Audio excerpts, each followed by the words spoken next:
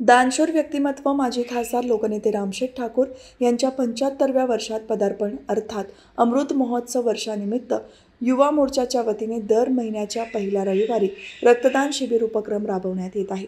या रविवारी आषाढी एकादशी असल्याने सदरचे शिबिर रविवार दिनांक 13 जुलै रोजी खारघर येथे होणार आहे।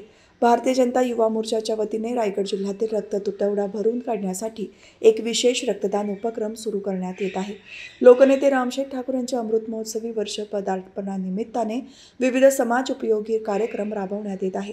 त्या अनुषंगाने दर महिन्याच्या पहिल्या रविवारी भव्य रक्तदान शिबिर आयोजित करण्यात येणार आहे। हा उपक्रम संपूर्ण वर्षभर राबवण्यात येणार असून विशेषतः थॅलेसिमियाग्रस्त रुग्णांसाठी आणि इतर गरजू रुग्णांसाठी या रक्तदान उपक्रमाचे मोठे योगदान ठरणार आहे।